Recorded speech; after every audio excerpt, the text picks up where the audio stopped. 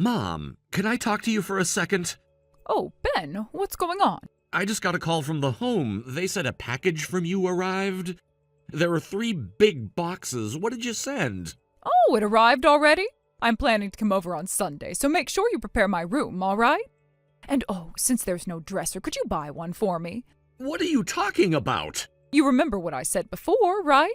After Dad's 3rd memorial service, we're going to live together. No, I told you I declined that. Besides, what about the house back home? If you move out, it's going to be left empty. Oh, don't worry about that. I've already gone through the proper steps to put it up for sale. Wait, seriously? Hold on a second. What about all the stuff I left there when I moved? The things I couldn't fit in the apartment and asked you to keep for me. Oh, that? Oh, I thought you didn't need it, so I threw it all away. What? Seriously? I was planning to bring it back with me next time I visited. Oh, I see. Sorry about that, but anyway, don't worry about it. You know what? I really like that modern-style room. Huh? The one with the balcony. It gets the best sunlight in the whole house. But that's Mindy's office. Oh, right. Oh, she works on her computer, doesn't she? Honestly, she can just use the living room table for that, can't she? Well, no, actually. She needs a space where she can concentrate. That's why we made an office for her. Well, okay, never mind. Anyway, I'll be there Sunday afternoon. So please make sure you help me unpack my things when I arrive. Wait, hold on a second. I didn't say I was okay with this. You can't just show up and expect to move in without asking me first. And even if you do come, you can't just let yourself into the house. Oh, come on, Ben. You're acting like I'm asking for something huge. It's just a little stay. You've been living on your own for so long now. Surely you can handle having me there for a while. It's not about that, Mom. It's just that, well, things have been fine just the way they are. This is all happening so fast, I wasn't prepared for it. Oh, Ben, don't be so dramatic. You've always been such a worrier. Besides, it'll be good for you. We'll get along just fine, just like before. I don't know. It's not just about getting along. There are other things I need to think about. Like, well, what happens when your house sells? What then? Where do you go after that? Don't worry about that. I'll figure it out. But for now, I just need a place to stay for a bit. You can't really say no to your own mother, can you? I'm not saying no, but I need to have a little more say in this, you know? It's my place too, after all. Oh, Ben, you worry too much. I'm sure everything will work out, and I'm just coming for a short while. It's not like I'm planning to stay forever.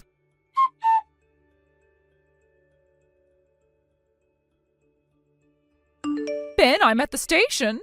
Oh, you're there already? And, you know, now that I think about it, usually I'm driven to your house by someone, so I don't really know the way from the station. I got distracted and forgot about that. Could you come and pick me up? Wait, you're at the station? Let me check. Is this the map website you're using? You know how to read a map, right? I'm not taking the car out today, but it's only a 10-minute walk for me, so it's not a big deal. Oh, I see. Well, I guess it's fine then. It can't be helped. I know it's a little bit of an inconvenience for you, but it's not like I'm asking for too much. Besides, I'm getting older, and it's not always easy to find help. You're my son, so I'm sure you'll understand. Yeah, I get it. I don't know what I expected, but this feels like a lot all at once. I know, but it'll be fine. Don't stress yourself out too much. We'll work it out together.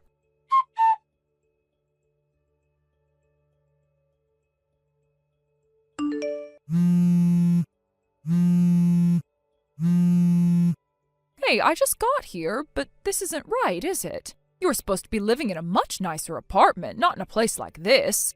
Is this an apartment? It's Unit 203. The stuff you sent has already been moved into there. Huh? It was a relief to find a property that was available for immediate move-in. What do you mean? You don't really think I don't know what's going on, do you? What are you talking about? You've been making things difficult for Mindy every time I come home with her, haven't you? What? I haven't done anything like that.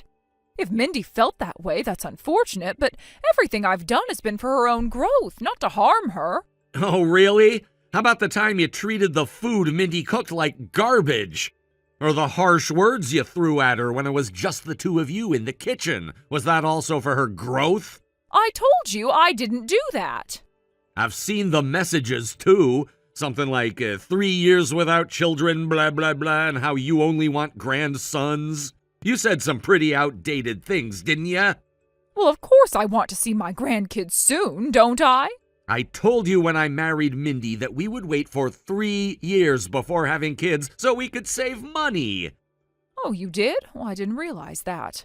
And by the way, you can't control the gender of the child, you know. That's not something you can make happen.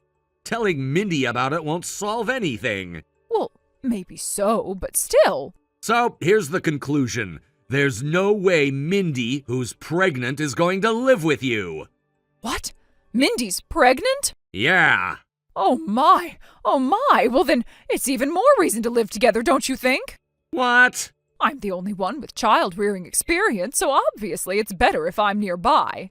Mom, don't you understand? What?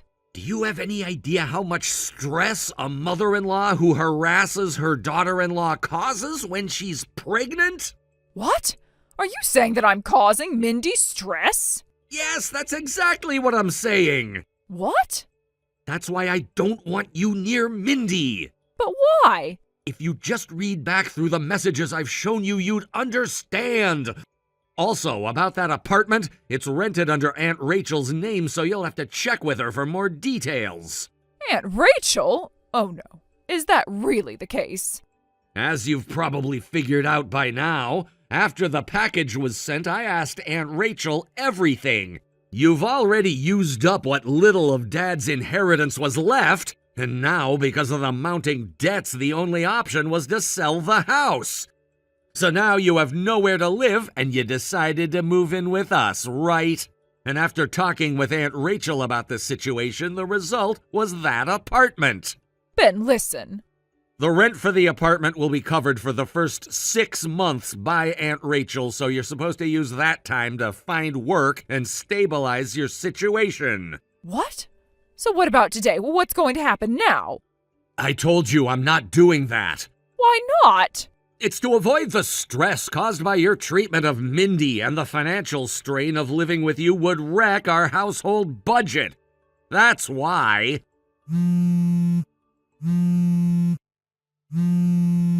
I don't want to hear your voice, so I won't answer. I'll get along with Mindy just fine. I'll save money too. Sorry, but the attitude of sending the moving boxes and trying to force us into living together like this, I can't trust you anymore, even if you're my mother.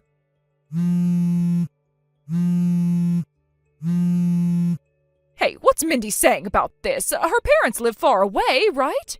Doesn't she need someone nearby to help with the pregnancy? I'm sure I could be useful. Mindy's relatives are here too, you know. Huh? There are people in her family who raised their kids well, and I've been getting advice from them. By the way, I don't want to hear any advice from someone who used my education savings without asking. What? Why would you say that? Dad explained everything to me when it happened. But you still had enough money for your education, didn't you? No, it wasn't enough. Aunt Rachel helped make up the difference. If she hadn't, I wouldn't have been able to go to high school. But the university I could have gone to was out of reach. I even thought about going with a student loan, but considering your debt, I was scared about the future, so I started working right after high school. You probably still don't understand how I felt back then. But you and Mindy live nearby, right? It's settled that we'll live in that apartment, so visiting us should be fine, don't you think? Right? No, you won't be able to visit us. Why not? I don't think just a quick visit would stress Mindy out. We moved out. What? No way, you just bought a house? You still have a mortgage left to pay, don't you? Wait, did you do this just to avoid living with Mindy? No, the house was a rental. Huh? We hadn't had kids yet because we were saving for a house. We reached the goal amount, so we started trying for a baby, and that's when we bought the house. Wait, what? But the stuff I sent to the apartment, it arrived, right? Doesn't that mean you haven't moved out yet? There were some circumstances, so we just kept the apartment for now. That day, Mindy was actually going to check the final details of the house. What? I really think I made the right call not telling you about the move yet. That's horrible! After everything we've discussed, how can you still say such things? But hey, I'm your mother, right? Honestly, I'm just so tired. Huh? Ben? Dad often sighed too, but do you realize how much was sacrificed because of your selfishness? I'm done being dragged into that anymore. But abandoning your mother is being ungrateful. You wouldn't do that, would you? We're family, just you and me, remember? Dad told me this before he passed. The one you need to protect first after getting married is your wife and children. If your mother's actions get out of hand, you have to be prepared to sever ties. And that's what I'm doing.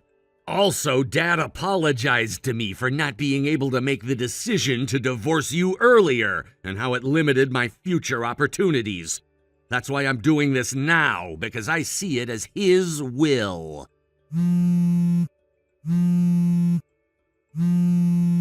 Aunt Rachel should be arriving soon, by the way. What? No, stop! I don't like Aunt Rachel. Ben, can you at least stay with me for a while? Well, goodbye. Ben,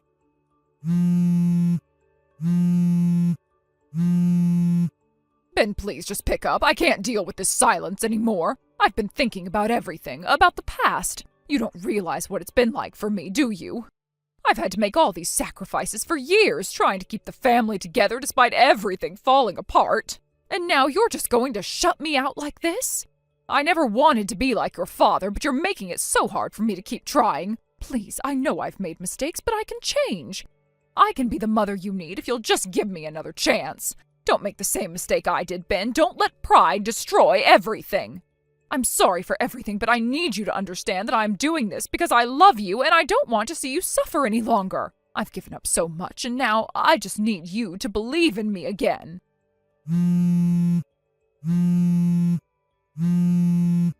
Ben, please, I need you to understand. I've done everything for this family, but you won't even give me a chance to explain.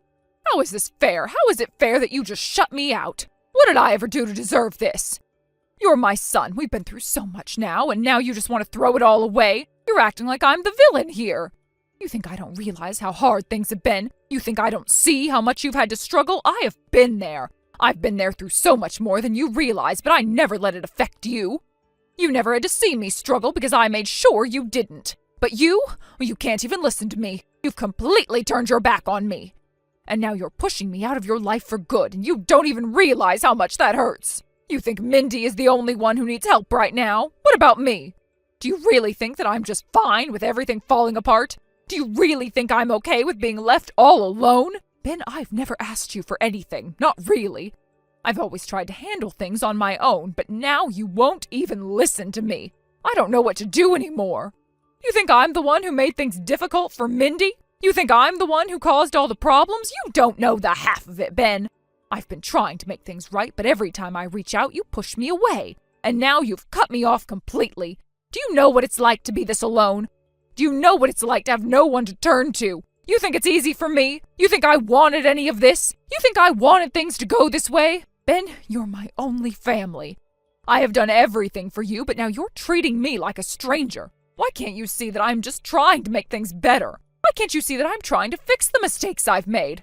I'm not perfect, but I'm not a monster either. You've got to understand, Ben, I did what I thought was best, even if it wasn't always the right choice. I never wanted to hurt you, but somehow I've ended up doing just that. And it breaks my heart that you can't see it. I know you're upset with me, I know you're angry, but this silence, this coldness, it's more than I can take. I've been alone for so long, and I don't want to lose you too. Just shut up already, you're blocked!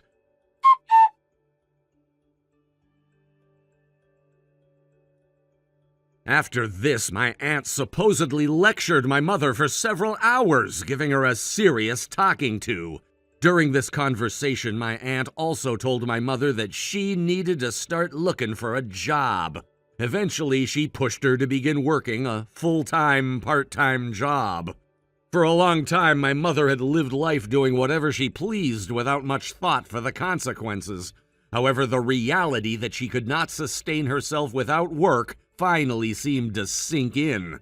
From what I gather, she's now been going to work with a sense of seriousness, getting up every day and commuting to her job as expected. For a long time, my mother had always believed that her children would never abandon her. She must have held on to that thought for years, perhaps even without realizing how unrealistic it had become. In her eyes, I, her only son, would always be there for her, no matter what. That belief, however, was shattered when I made the difficult decision to cut ties with her. I'm sure it was a massive shock to her, one that she probably never saw coming. It's strange, but sometimes people can live in their own little world, assuming that everything will always go their way, only to have that world suddenly crumble. Some might say that no matter what a mother does, surely there's no reason to sever all ties with her. After all, she's the one who gave birth to you and raised you. Many people might feel that blood ties should be unbreakable no matter the circumstances. But in my case, that just wasn't the reality I had to face. And yet, despite everything that happened, I don't regret it, not even for a second. I understand that some people might find it difficult to comprehend how I could cut off my relationship with my own mother. It's something that goes against many people's expectations of how family should be. The idea of completely severing ties with a parent seems extreme to many, but the truth is, there comes a time when enough is enough. After years of enduring her behavior, I had to protect myself and my own family from her negativity and manipulations. Sometimes the hardest choices we make are the ones that bring the most peace in the long run. The choice to distance myself wasn't easy, especially given how close my mother and I had been in the past. But as I grew older and started a family of my own, my priorities changed. I realized that I had to take responsibility for my own life, for my own actions, and for the well-being of my wife and children. I couldn't allow myself to be constantly dragged down by my mother's actions, her inability to understand or respect boundaries, and her refusal to take responsibility for her own life. At first, it was hard. There were moments when I questioned whether I was doing the right thing. Would she ever come to understand why I had done what I did? Would she ever change her ways? Would I ever be able to forgive her? These questions lingered in my mind, but in the end, I had to remind myself that my own family's peace and happiness came first. I couldn't keep allowing her toxic behavior to affect us. Now, I've made it clear that my role as a husband and a father is my top priority. I will continue to do everything in my power to provide for my family, to protect them from harm, and to ensure that they have a better future than I had growing up. My family means everything to me, and I will do whatever it takes to keep them safe and happy. That's what being a father and a husband is all about. It's been a tough journey, but I know I'm on the right path. My mother might not understand it now, and maybe she never will. But I don't need her approval to live my life the way I see fit. I've made the choices I needed to make, and now it's time to focus on the future and the people who matter most to me. While some may look at my decision and judge me for it, I don't care anymore. I've learned that the only opinion that truly matters is my own. I know what's best for me, for my wife, and for our children. I will continue to walk this path not looking back, but looking forward to a future where I can protect the people I love and make sure that they never have to go through what I went through. And no matter how difficult it gets, I'll face it head on, because that's what I've promised to do. As a husband and father, I have a responsibility to my family. I will fulfill that role with everything I've got, and I will never regret it. Even if my mother never understands why I had to do what I did, I know deep down that I made the right choice, and that's what matters the most. I will stand by my decisions and keep moving forward, knowing that I'm doing the best I can for the people who matter most to me. And in the end, that's all anyone can ask for. Thank you for watching and listening. We hope you enjoyed the video. Don't forget to like this video and subscribe. Also, feel free to leave a comment about what you thought of the story. We look forward to seeing you at the next story. Thank you for watching. Please subscribe and hit the like button. See you next time.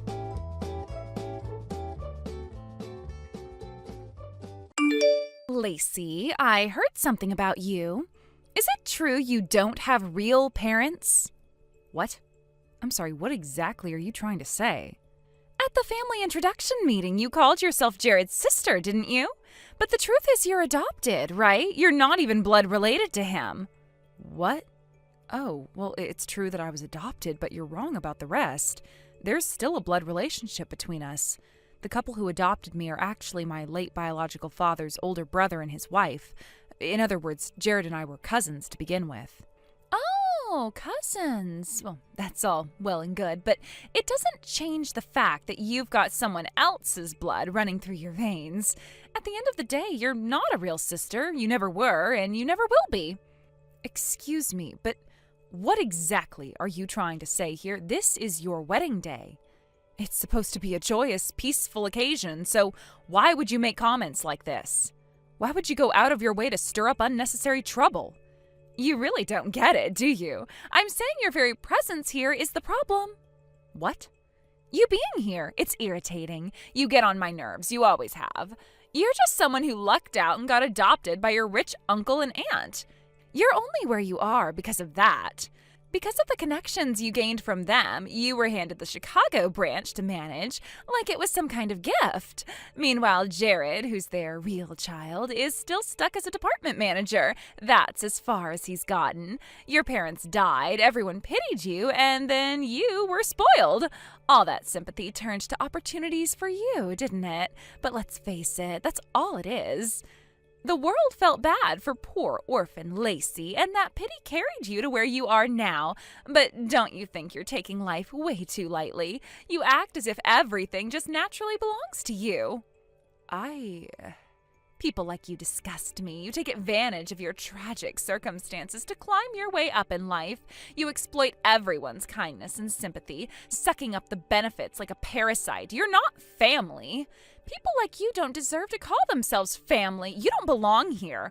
I don't want you at my wedding. I don't want someone like you celebrating this day with us. There is no seat for you at this table. You're not blood. You're just an outsider. Leave.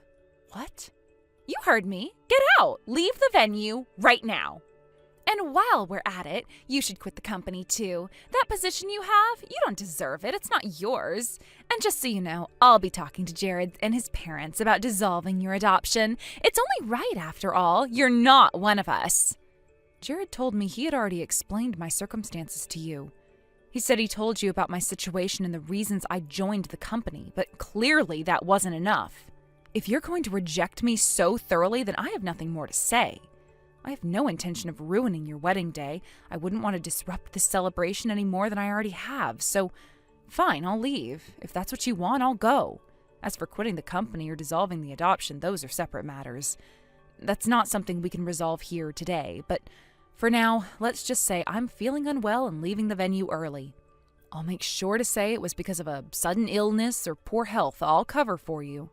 But you should really watch what you say. Be careful with your words. There's no need for this to escalate further. Oh, whatever. Sure, fine. Do what you want. You're leaving is all that matters. Good. Then I'll go. Yeah, bye. Good riddance. Goodbye. Forever.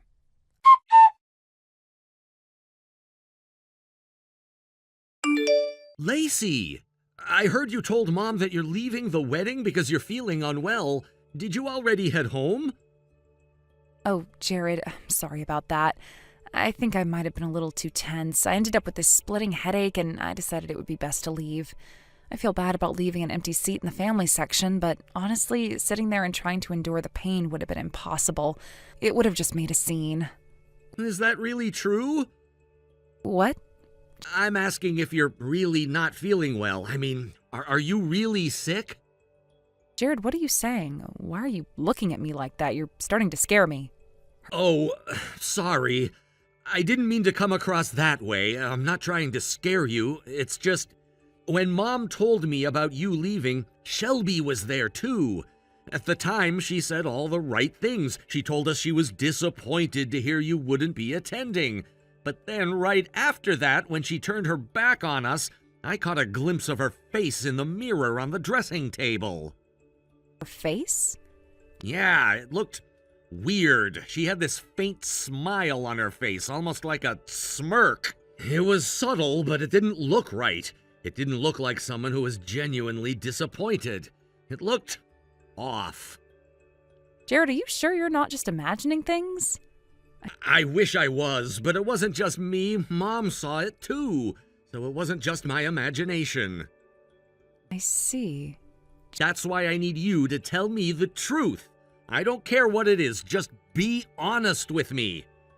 To tell you the truth, this isn't the first time. At the family introduction meeting, there was another moment that bothered me. When you left the table after talking to Shelby, I happened to see her face. For just a split second, she looked like she was biting into something bitter. Her expression twisted just for a moment. I thought I was imagining it back then, but now... Jared. If you're really feeling unwell, then that's one thing, but if you're not... I see. I didn't want to ruin your special day, Jared. That's the only reason I kept quiet. But since you're asking, there's no point in hiding it anymore. What do you mean? I'll send you the message history I had with Shelby earlier. Take a look at it and decide for yourself. Understood. Send it to me right away.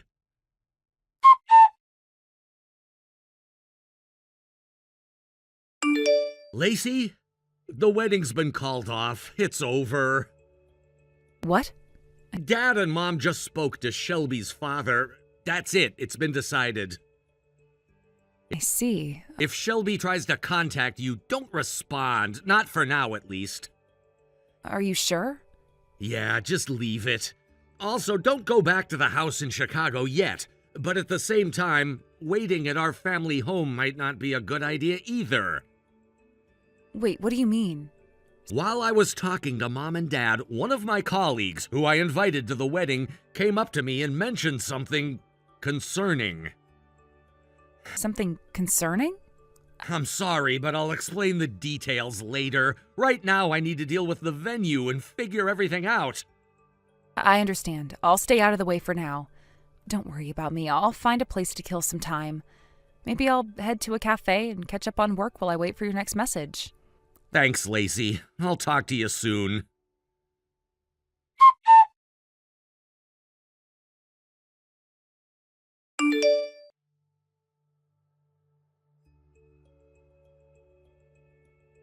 Lacey, what the hell did you say to Jared? The wedding just got called off out of nowhere. This is all your fault, isn't it? Do you realize what you've done? My father is furious with me. He is blaming me for everything. Why am I the one taking all the heat? I can't even begin to understand how this is happening right now. Hey, answer me, Lacey.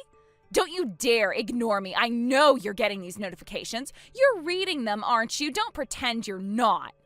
Lacey! Damn it. Explain yourself. What the hell did you do?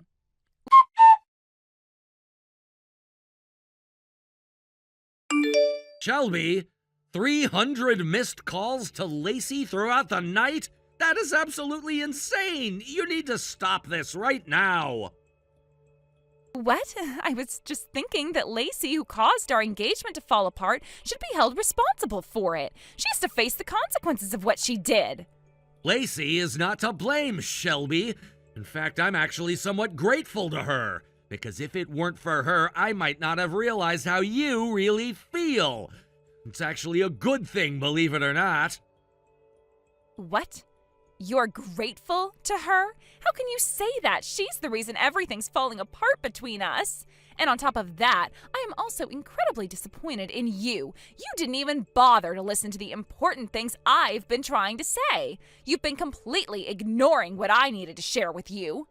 What? Important things? What are you talking about? You're saying I ignored something important? I don't even know what you're talking about. You didn't realize this before because your last name changed after your parents got divorced, but I found out that the part-time office worker Rachel over at the Chicago branch is actually your biological mother. What? Wait, what? Rachel is my biological mother? You're saying that Rachel, who works as a part-timer in the office at the Chicago branch, is my real mother? Yes, that's right. I found out through a colleague who overheard some drunken gossip at a party. It seems your mother has been working under Lacey, who is the branch manager at Chicago. So tell me, how long have you known about this, and why didn't you tell me? Well, it's just that my mom said Lacey was being sneaky. She was acting in a way that didn't sit well with her, and she made me think that there was something fishy going on. Sneaky? What are you talking about? How is Lacey being sneaky? You're really not making any sense here. My mom's been really upset ever since Lacey took over the Chicago branch. She says Lacey's still too young and that she only got the position because she's been coddled and favored too much. Apparently, my mom thinks Lacey doesn't deserve to be the boss, especially at such a young age. She's worried about how the company will fare under her leadership. So she thought that as the future wife of the next president, I should convince you, the future president of the company, to demote Lacey. My mom wanted me to tell you that it would be better to take action to get rid of Lacey before things go too far. Wait a second. You think I'm going to be the president? Who told you that? Huh? But you're the son of the current president, aren't you? I just assumed that since your father is the current president of the company, you'd eventually take over. It's obvious, right? Well, Shelby, that's not exactly the situation. The company was originally founded by Lacey's father, my uncle, back when the company first got started. But he and his wife tragically passed away in a car accident when the company was only in its 7th year. After their death, my father, who had experience in the same industry, stepped in and became the second president of the company. Now, my father has made it clear that if Lacey is serious about continuing the family legacy, and if she truly has the talent for business, he'd love for her to take over as the 3rd president of the company. Wait, what? Lacey's father was the one who started the company? I never knew that. That's completely new information to me. Yes, that's right. Lacey has been involved with the company for a long time now. From her college years, she started working part-time to help out. Over time, she became more and more skilled, and by the time she graduated, she had already earned the trust of the employees. That's why, when we decided to expand into Chicago 3 years ago, my father chose Lacey to be the branch manager. Is that true? But my mom never mentioned anything about this. Why would she keep all this information from me? Well, that's the thing. I heard that your mother was hired as a part-timer about a year ago, and that's when she found out that I was your boyfriend. But she had no idea about the bigger picture, the full context of Lacey's role at the company. Oh, I see. So you're saying my mom only knew part of the story and misunderstood everything? She just jumped to conclusions without understanding the full picture? Exactly. That's why she started making all these assumptions and telling you things that weren't true. It seems like she only heard bits and pieces of the situation and formed a biased opinion based on that. I'm starting to realize now that everything she said to you was based on incomplete information, and because of that, she passed along a very distorted view of things to you. That's just ridiculous. So you're saying it's all my mom's fault? Is that what you're implying here? She's the one who twisted everything. That's the reason we had to break up? No, Shelby, that's not what I'm saying. What I'm trying to point out is that you didn't take the time to listen to both sides of the story before jumping to conclusions. You've been so quick to believe everything your mom told you without ever considering the possibility that there might be another side to the situation. That's where things went wrong. But I was just trying to trust what my mom said. How could I know any better? She's my mom. Why wouldn't I believe her? But that's the problem, Shelby. You only heard her side of things, and you didn't even consider coming to me for clarification. It would have been much better if you would come to me or even my parents to ask for our side of the story, but you didn't. Instead, you made assumptions and jumped to conclusions without any real understanding of what was going on. I didn't realize that I was making such a big mistake. I thought I was just doing the right thing by trusting my mom. But I see now that I didn't really think things through, and that's why this whole situation escalated the way it did.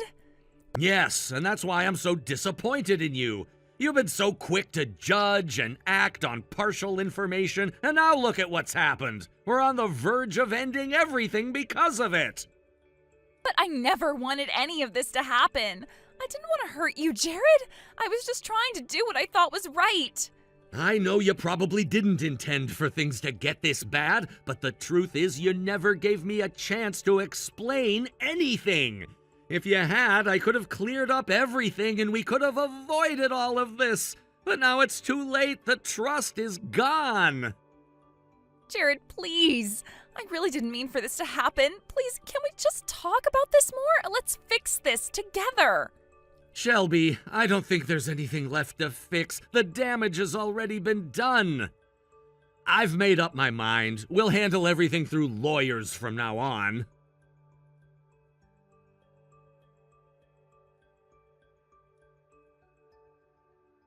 Goodbye, Shelby. This is it. Jared!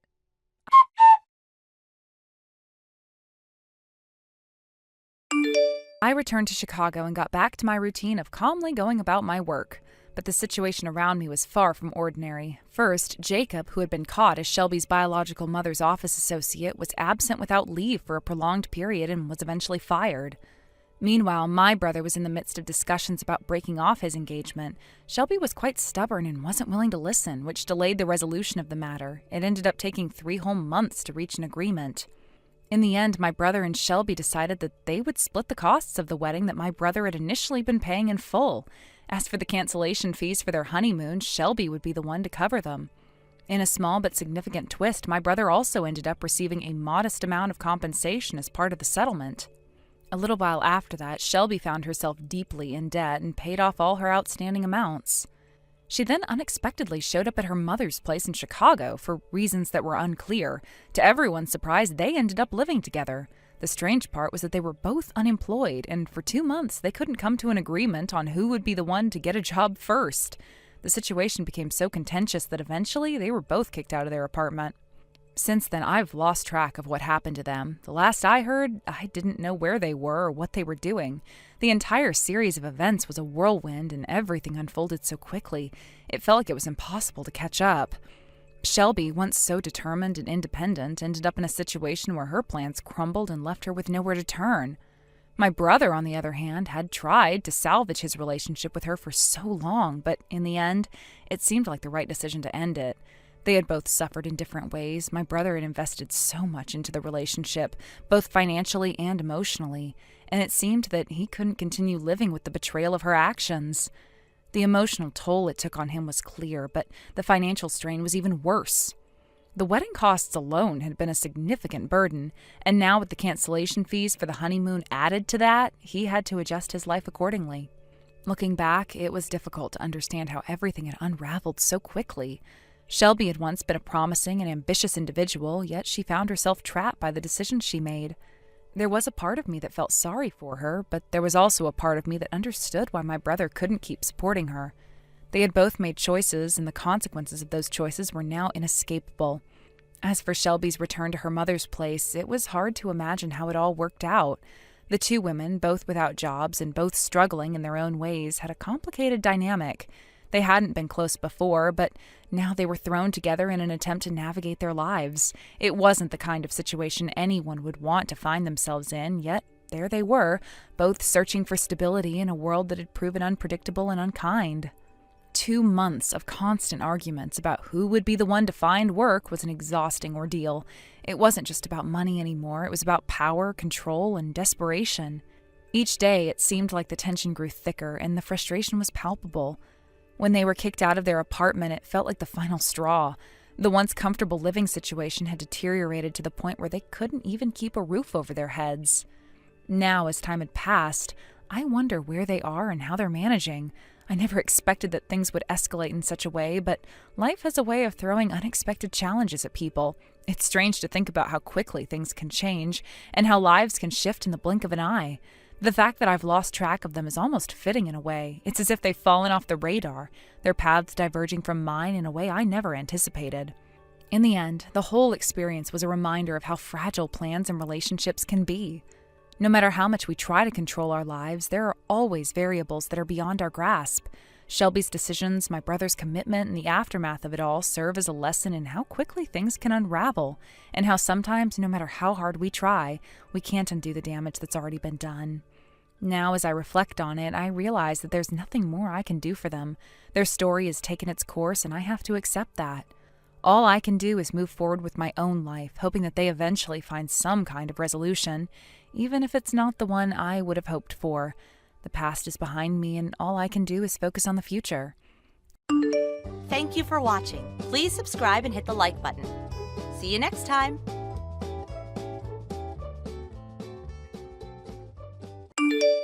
Emma, this is all your fault! Violet, what are you talking about? How is this my fault? It's your fault because my husband divorced me.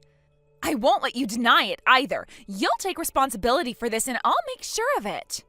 What? What on earth are you saying? Don't pretend you don't know what I mean. I'm making you take responsibility for everything that's happened. Responsibility? The fact that my husband found out about the affair, it's all your fault. You have to make this right by introducing me to a man who makes $100,000 a year. Wait a second, let me remind you of how everything went down. The whole thing about your husband finding out about your affair? Well, it all started when I was walking through the shopping mall with my husband, Phil, and your husband happened to spot us from a distance. He mistook me for you because of our similar build. That's when he became suspicious and hired a private investigator. Wasn't that the case? Yes, that's right. It wasn't even a close encounter. We had only met your husband once at my wedding, so there was no reason for him to recognize me from a distance. He couldn't have known it was me, but after he realized the mistake, he apologized to your husband for the confusion. However, in the end, it turned out that you were the one having an affair with a classmate you reconnected with at the reunion. So how is that my fault? Look, no matter how you try to spin this, it's clearly your fault. You were the one who got me mistaken for you. If you hadn't been so misleading, my husband wouldn't have been confused in the first place. It's your fault for putting me in that position. Not only that, you also happened to go to the shopping mall at the same time as my husband. That's also your fault. Well, hold on a second. The main issue here is that you were the one who cheated in the first place. If you hadn't cheated, none of this would have come out in the open, would it? The blame falls squarely on you. If you hadn't been seen by my husband, there would have been no way for him to find out about the affair, and none of this would have happened. So yes, it's absolutely your fault. You're the one to blame, not me. Now hurry up and introduce me to a man who makes $100,000 a year. Once I start a relationship with him, I'll make sure he helps me pay for my husband's alimony. This is ridiculous. You're seriously asking me to do that for you? You don't have much time left until the alimony deadline, so you better hurry up and do something about it. I don't care about your problems. Take care of it yourself. If you won't help me, then I'll just take your husband instead. What? Phil is so good looking, isn't he? And he's clearly a successful guy, right? Clearly he's way too good for you. I'll take him off your hands. You really don't understand anything, do you? Why don't you just get a job and work to pay for things yourself? It's clear you're too stubborn to let a man take care of you. How pathetic. Oh, I see. Violet, you're just impossible. I've had enough of this. What do you mean? Well, I've got some things going on in my life too, you know. I can't afford to waste any more time dealing with you right now. For my own mental health, I've decided that I need to distance myself from you more than ever. I'm sorry, but I can't deal with you anymore. Goodbye.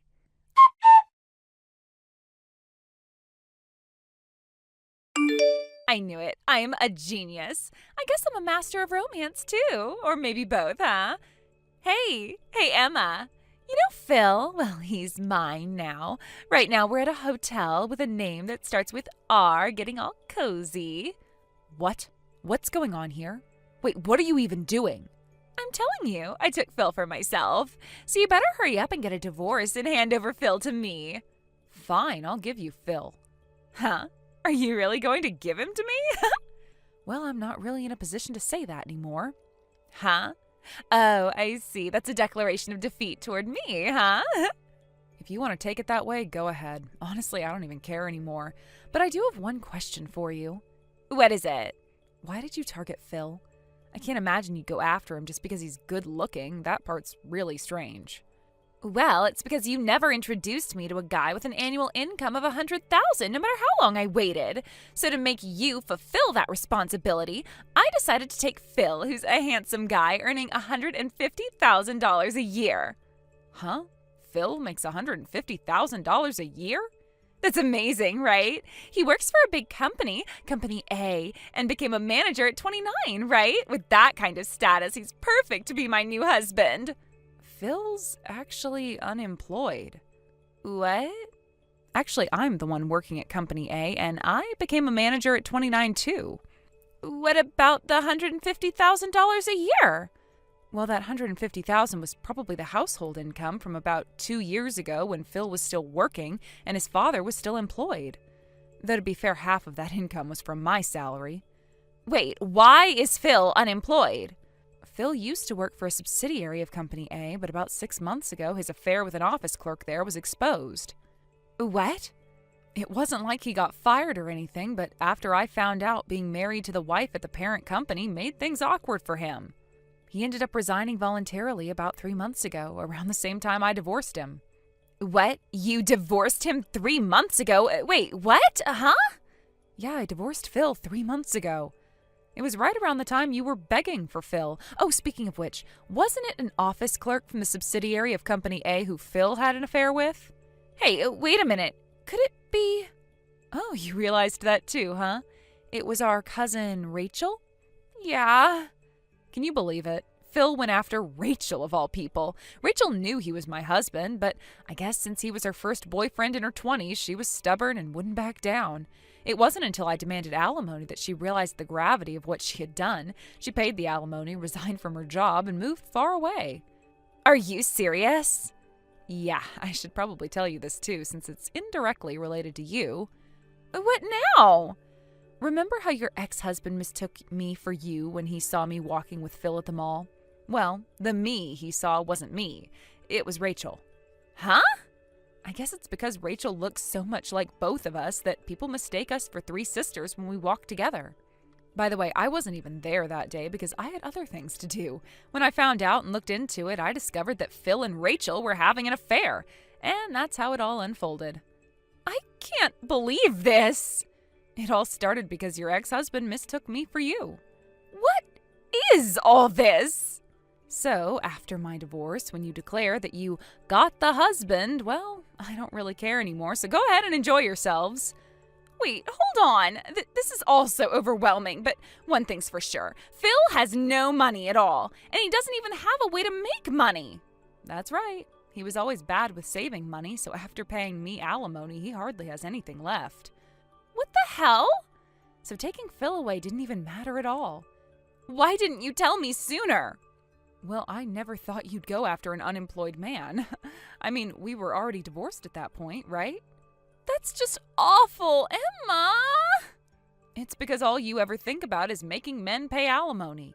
You could have found a job in 3 months, but instead, you've just been doing all this crazy stuff.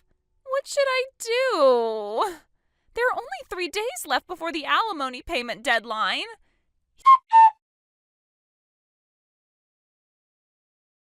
He went and abandoned me. That's a misunderstanding. Huh? Well, whatever. It seems like that's not the main topic anyway. By the way, wasn't today the deadline for the alimony payment? Could it be that's what you're talking about? Yep, exactly. It's unbelievable, really. He made me his wife and paid all the alimony for me. Can you believe that? He didn't even hesitate. And then out of nowhere, a guy appeared who said he fell in love with me at first sight. Did you meet him? I haven't met him in person yet, but if he's willing to pay all my alimony up front without a second thought, he must be incredibly wealthy, right? That's the kind of person who could definitely save me from this huge crisis I'm in. I'm pretty sure he's going to be the one to rescue me. He's my Prince Charming, and he'll swoop in to save me, no doubt about it. I just know he's got to be a handsome, amazing guy who's totally perfect for me. I think you might be setting yourself up for a bit of disappointment here. Huh? Are you jealous? Well, I guess it can't be helped. After all, from this massive crisis I'm in, I'm about to get swept up and become the miracle celebrity wife living in a life of luxury. It's not something anyone would expect, but hey, that's what's about to happen. Ugh. I really think it would have been better if you had just worked for yourself, don't you think? Jealousy is totally acceptable. Feel free to be as envious as you want. I'm fine with it. Oh, and by the way, I already sent the marriage registration yesterday, so by now it should have already been submitted to the office. Huh? And right now I'm on my way to my future husband's mansion to move in. Can you believe it? I'm about to become a celebrity wife. I'm about to be born anew, living a life of wealth and privilege. This is it, my new beginning. I don't want to hear any complaints if things end up going wrong, though.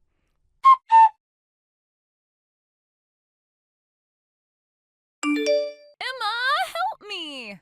What's wrong now? I thought you were busy celebrating your new life as a celebrity wife. I figured you were probably sitting in a huge living room in your mansion, holding a glass of wine, toasting with your new husband, living the dream. You know, enjoying all the luxuries that come with it. Sounds like a perfect picture, doesn't it? It wasn't a mansion, just a regular house. Wait, so all that stuff you were talking about was just your imagination running wild? I see. Classic.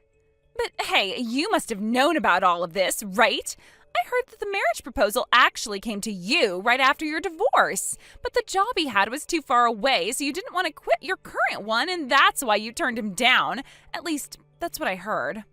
Oh, so it was that guy after all. He's actually the son of someone my father used to know when he was younger. He dropped out of university because he couldn't deal with the social situation there, and then he became a recluse. Now he's 39 years old and has never worked a single day in his life. I only found out all these details after I turned him down, and it's kind of concerning. Apparently he's looking for a wife who can help him with his daily life, like taking care of him because he's worried about his future. He's never had a job, and he's looking for someone to manage his life for him. That's basically his profile. Another unemployed guy? And taking care of him? What does that even mean? Sounds like a lot of responsibility for nothing in return. But it seems he really did fall in love with you. What? Apparently, when he first saw my photo, he said that my face was just his type, but I was a bit too old for him. Then he found out I have a sister who looks exactly like me, and that's when things changed. He decided that you were the one for him, and that's how you became his choice. It sounds ridiculous, right? But it's true. That's the reason you ended up being the one he wanted. Well, if that's the case, why not just marry Rachel instead? Rachel is unreachable. She's been out of contact for a while now, so that's impossible. I don't want to marry some guy who smells like he's been working in a trash heap all day long. And he's saying I have to go to work starting tomorrow. He's insisting that I start working right away. I can't believe it. Emma, please, you have to help me. Can you take over for me? Wait a minute, I can't just take over for you. I've got my own responsibilities. Right now I have an online meeting with the overseas product development team, and I need to focus on that. I don't have time to switch places with you. What? The time difference between us is such a hassle. It's like we're working in two completely different time zones, and it's making everything even more stressful. I have to be on top of my game, and I don't even have time to help with your problems right now. Emma! All right, then, I'm really sorry, but I've got to go. I'll talk to you later. Wait, Emma, no!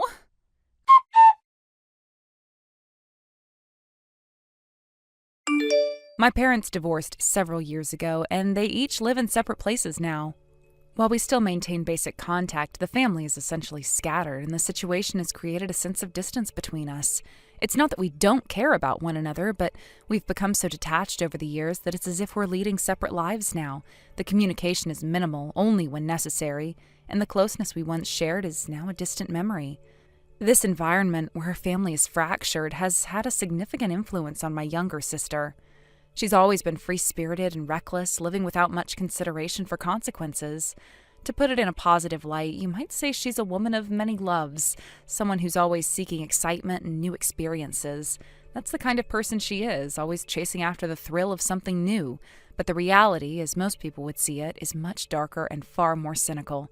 In truth, she's a woman who delights in stealing other people's partners. Her idea of love isn't one of deep connection or mutual respect. It's more about the conquest, the thrill of taking someone away from their spouse or significant other. She doesn't seem to care about the harm she causes, nor does she seem to understand the emotional damage her actions leave behind.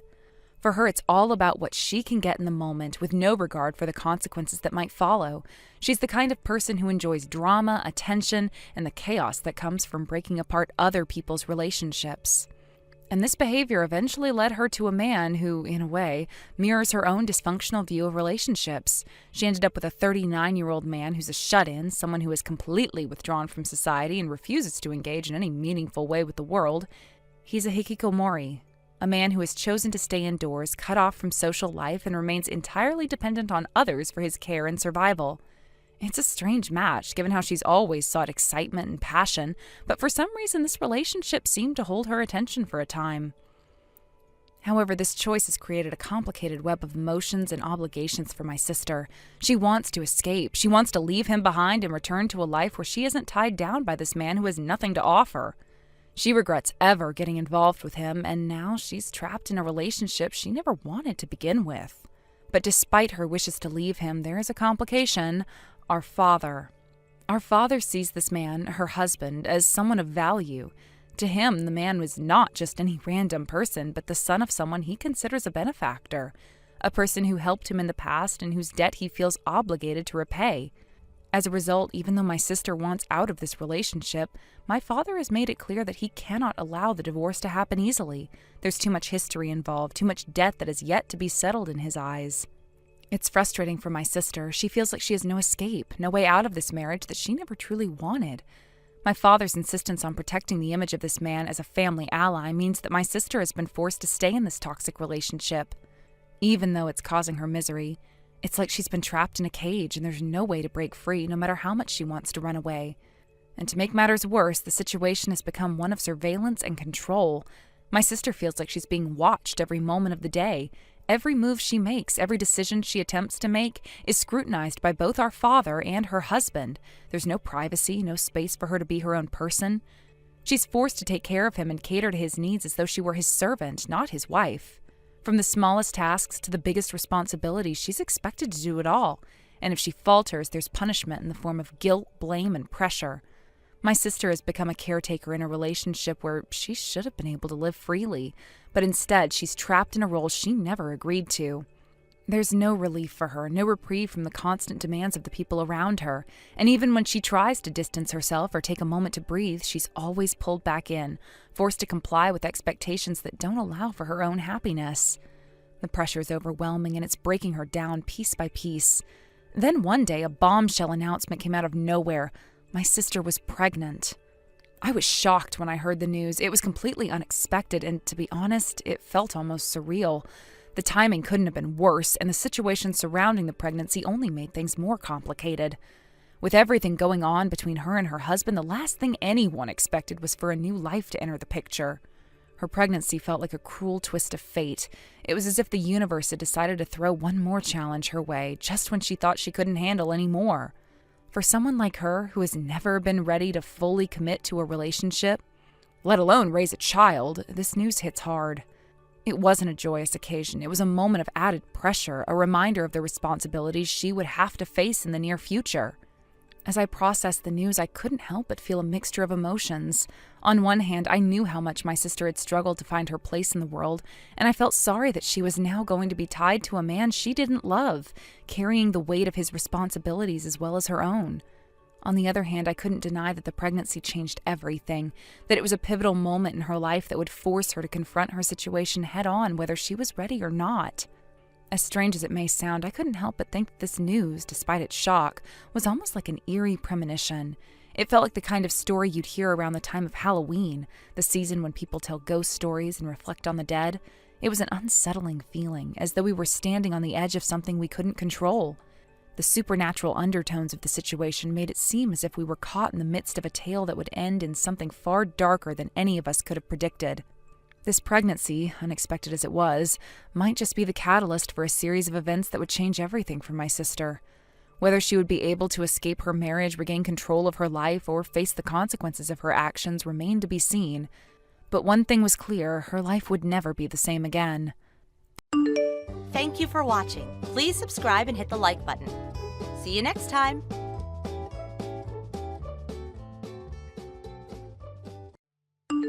Malcolm, do you have a moment to talk? You don't have to worry about this taking too long, because I can make this quick. Oh, it's you, Sammy. What's up? I wanted to talk to you during the reunion yesterday, but I didn't get the chance. I even tried to make an effort to walk up to you while you were pouring another drink, but you walked off the moment I came over. You mean when you took my phone and snooped around for my number? April told me all about it. What? I didn't exactly take your phone. Oh, that's a bit much, don't you think? But yes, I admit it. I did look at your number without asking. I'm sorry for that. It just caught me off guard that April, of all people, had exchanged numbers with you. That was really surprising to me. So, what do you want? After the way things ended between us, most people wouldn't think to reach out. Especially not like this. I wanted to apologize for how I was back then. I know I was awful and I messed things up. Honestly, I was just a mess. Anyway, I need to tell you something. I just broke up with Seth earlier today. Seth? Oh, right, the guy you cheated on me with. I almost forgot his name. What does that have to do with me? Well, seeing you at the reunion yesterday brought back all these old feelings. It made me realize I couldn't stay with Seth anymore. I just couldn't. Okay, and? Oh, you're still as difficult as ever, aren't you? Can't you tell what I'm trying to say? Not really. Spell it out for me. Ugh, fine if I have to. What I'm trying to say is that I want us to get back together. What? What's with this us business? So why are you talking as if I feel the same way about you? Well, you're still single at 30, aren't you? Yeah, I am. So what? It's been 6 years since we broke up. 6 whole years. And in all that time, you haven't gotten married. Doesn't that mean you've been holding on to your feelings for me this whole time? That makes me so happy. How on earth did you come to that conclusion? It was obvious at the reunion. You kept looking at me. That's what I knew. It made me realize we're soulmates after all, meant to be together. What? By the way, you still live in that apartment, don't you? Why does it matter if I do? Because I'm on my way there right now. Wait, what? You're coming over? Now? Yes. I'm ready to reignite what we had. Just like old times, I'm going to dedicate a steamy, passionate night to you, starting tonight. Yeah, I don't think so. I'm good, thanks. Oh, stop being so shy. You don't have to hold back anymore. I'm not being shy. I'm serious. You're creeping me out. Please, stop. Huh? Even as a joke, that's pretty harsh, don't you think? It's not a joke. I'm dead serious. In fact, I'm getting married tomorrow. What? Oh, come on. Stop joking around. If you're living with someone, fine, but getting married now? That's ridiculous. Hey, listen to me. You're not taking this seriously, are you? What are you talking about? I'm saying I'm engaged to April. What? We're getting married at midnight tonight. Tomorrow's her birthday, so we decided to time our marriage registration to coincide with it. You're lying. That can't be true. April didn't say anything about this at the reunion. Why would she? Why wouldn't she? Do I really need to explain this to you? You bullied April in high school. You don't think she'd want to avoid bringing that up in front of you? What? I did not bully her. Oh, come on. Everyone knows about it. Back in high school, you wrecked her things, poured water on her head, and humiliated her. She told me it was all because she got the regular spot on the club team instead of you. Pretty pathetic, don't you think? That's not true. It's all a misunderstanding. Right, because that kind of behavior could just be a misunderstanding. I didn't. And just so we're clear, the reason I kept looking at you yesterday, it wasn't because I still had feelings for you. I was watching to make sure you didn't try anything with April. Wait, seriously? That's why? Yes. And then when I wasn't looking, you took my phone and looked up my number. Real classy. I didn't mean to. Anyway, not that it matters, but I don't live in that apartment anymore. What? Oh, so you're staying at your parents' house now? Well, great, I'll just head there instead. Don't bother my parents. Leave them out of this. But I left the apartment I shared with Seth. I have nowhere else to go. After my parents divorced, I don't even have a proper home to go back to. Not my problem. And honestly, your parents scare me. Wouldn't it be better if it was just the two of us? Don't you think we should start fresh? Still not my problem. Please, Malcolm, I'm so much more attractive than April. You know that's true. I don't care. It's not too late. Please, choose me instead. I don't care. Fine then, if you're going to be like that, then I'll just wait for you at the registry office. What for? I'm going to stop you from getting married. You and April, seriously, you deserve so much better than her. Wake up, Malcolm, she's manipulating you. If we just talk, you'll see that I'm a better choice, I'm sure of it. Go ahead, do whatever you want. Fine, I'll be waiting.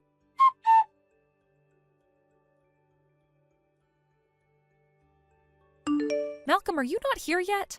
I've been standing here in front of the city office waiting for you. Where are you?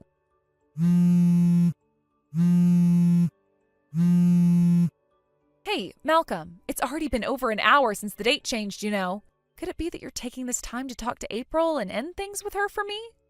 If so, I'd be really happy. Can you stop being so annoying at this hour? We already submitted the marriage registration a while ago, and now I'm back home. What? I'm about to go to bed, so do me a favor and keep it quiet, will ya?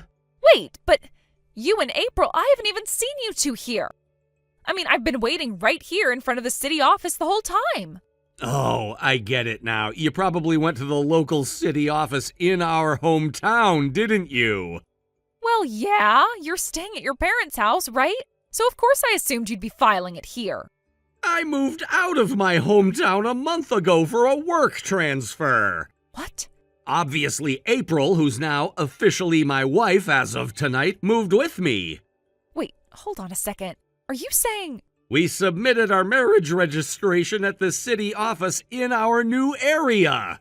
How could you? That is just so cruel. You're the one who made all these ridiculous assumptions on your own. I never told you which office I'd be going to, nor did I ever say that I was still living with my parents. But how could you?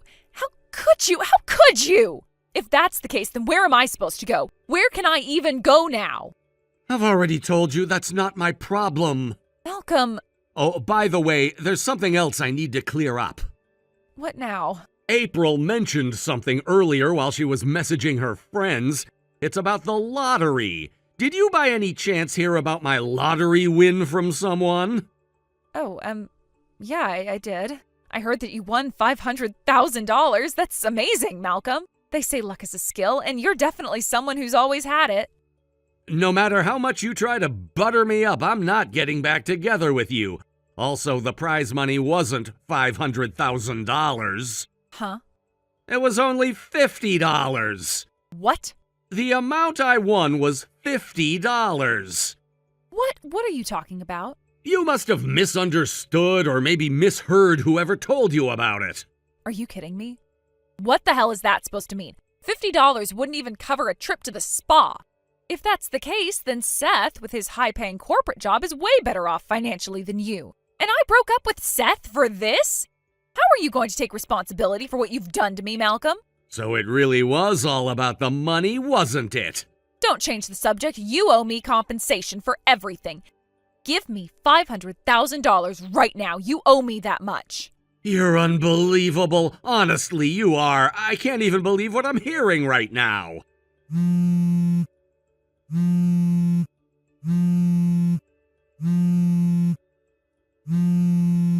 You're really something else. Wait, Malcolm, please just hear me out. Look, I was desperate, okay? I thought if you really did win $500,000, you'd come back to me. I mean, we were so good together once, weren't we? Good together? Are you even listening to yourself right now? You threw everything away when you decided I wasn't worth sticking around for.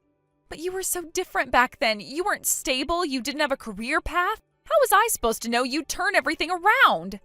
And now you're with April. Exactly, and she's been with me through everything, even when times were tough. She didn't leave when things got hard. That's the difference between you two. But Malcolm, I've changed. I swear I have. I just didn't know how to handle things back then. If you give me another chance, I'll prove it to you. There's no chance. None. And after tonight, I hope it's clear to you why. Malcolm, please don't do this to me. I don't have anyone else. Seth is not going to take me back after what I did. I gave up everything for you, and now I have nothing. That's not my problem. You made your bed, now you get to lie in it. You are heartless, Malcolm. How could you just throw me away like this? I didn't throw you away. You walked away, and I'm not responsible for what you lost because of your own decisions. Malcolm. Good night.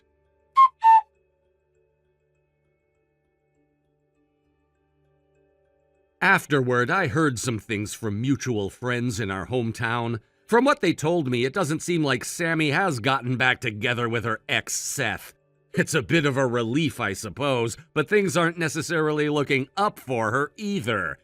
People in town still catch glimpses of her from time to time walking around the streets, but when it comes to where she's living these days, no one seems to have a clue. She's become something of a mystery, a presence that's still around, yet untethered to any specific place.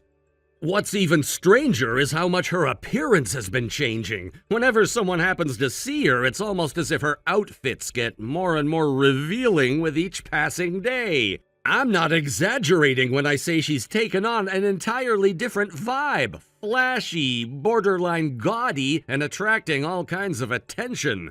The way she carries herself seems so distant from the Sammy I used to know. It's as though she's trying to reinvent herself entirely, shedding the person she was in an attempt to become something or someone new. And then there's this peculiar detail everyone keeps mentioning. Every single time she's spotted, she's with a different guy. It's never the same face twice, which has only fueled speculation among those who know her, even if only vaguely. People can't help but whisper. Some of the rumors going around have taken on a pretty dark tone, with many wondering if she might be involved in something shady. Could she be working in some dangerous line of work, they ask? And honestly, I wouldn't put it past her. The whole situation sounds so unlike the Sammy I used to know, but at the same time, maybe it's not so surprising considering the way things ended between us. On the other hand, as for me and April, we've been working hard to keep our lives as steady and secure as possible. After everything we've been through, taking precautions has become second nature to us. We've not only been reaching out to friends and acquaintances to make sure they know where we stand, but we've also taken concrete steps to ensure that Sammy doesn't have any way of finding out where we live.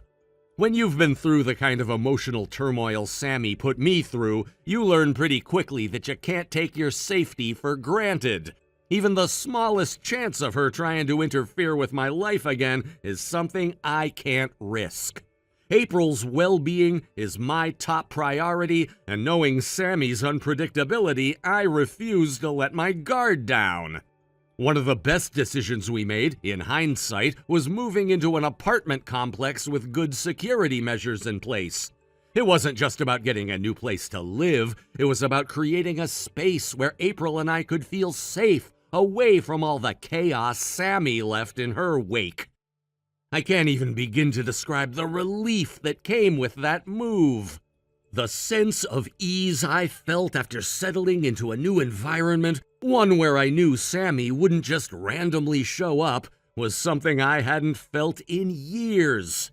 Looking back on the situation, it's clear to me now how much of a toll Sammy's erratic behavior took on me. Her actions, her choices, and even the lingering shadow of her presence. It all left a mark that's taken a long time to begin healing. But if there's one thing I've learned, it's that rebuilding your life is possible, even when the odds feel stacked against you. There were days when I didn't know how I would get through it all, when I was convinced I'd never escape the weight of my past with her. But here I am, standing on my own feet again, And I've got April by my side, supporting me through every step of the way. April has been a huge part of that rebuilding process for me. She's brought a sense of stability and warmth into my life that I didn't think was possible after everything that happened with Sammy. Knowing that she's by my side gives me the strength to face whatever challenges come my way. That's why I've been so adamant about taking every precaution we can to protect the life we're building together. It's not just about me anymore. It's about us, and I won't let anything jeopardize that. Still, there's a part of me that can't help but feel a twinge of sadness when I hear about what Sammy's become. Even with everything she's done, I can't completely shake the memories of who she used to be. There was a time when she was someone I cared about deeply, someone I thought I could share a future with. Seeing her name reduced to whispered rumors and questionable behavior, it's hard not to feel a sense of loss, even if it's for a person who no longer exists. But life moves on, and so must I. Every step I take toward building a better future with April is a step further away from the chaos Sammy brought into my life. And as much as the past may try to pull me back, I know that my focus needs to stay firmly on the present and the future. As for the rumors about Sammy, I try not to dwell on them too much. They're just that, rumors.